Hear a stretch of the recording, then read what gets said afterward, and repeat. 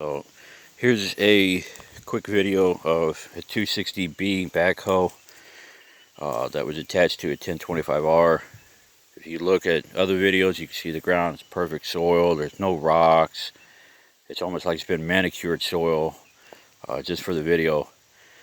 Here in Missouri where I'm at, you can see there's rocks, clay, tiff. I call it the testing ground. Again, this is what Missouri soil is about, and maybe other parts of the country. But here's the tree that I was working on. It is 16 inches across, roughly. And then it's about 3 feet here, and then 4 feet going back. I can show you. And there's part of the tree root. It did tear out. I was using a 12-inch bucket on this, trying to be careful digging out, because this evergreen or cedar or whatever it's called wanted to be left alone, but the tree stump wanted to come out. With 260B advertisements, brochures, and salesmen would tell you that it's about 6 feet in depth. Reality would be about 5. That's because if you consider, or if you factor in, that the backhoe is about 12 inches off the ground, that gives you about 5 feet worth of digging into the earth. Excuse me. So here's the picture. It's about 4 feet across, and again about 3 feet there, and then 16 at the trunk, or what's left of it. Digging. I was using a 12-inch bucket on this, and I've done the best I could with a 3-point stance on here, or not stance, but a 3-point digging area. So like I'd be facing this way, and then I'd be facing going this way, and then going over here. Best I could, try to dig all this out. Here's the other side, just like this. I was digging. Here's a bit closer. It's about the size of an arm of a person. I tore out a little bit of tree roots from that young cedar, and you can barely see. There's probably a rock, or I think that's a rock. I tried using the backhoe curled up as part of a sledgehammer, and this would not budge. But in regards to rocks, here's my size 10.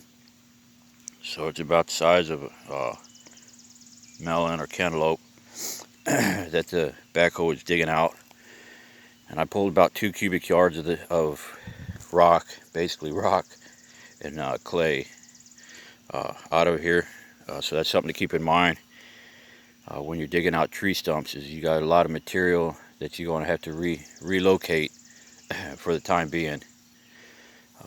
But again, here it was more rock than it was actual dirt, so that kind of came into use, giving it to a neighbor who needed it for fill or whatever he wanted.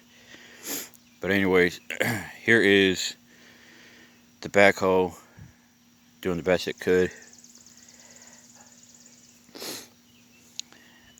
So the options I got is to either build myself basically kind of like a boat ramp, make like a wedge, something like this. I could dig in a little bit deeper, make the boat ramp.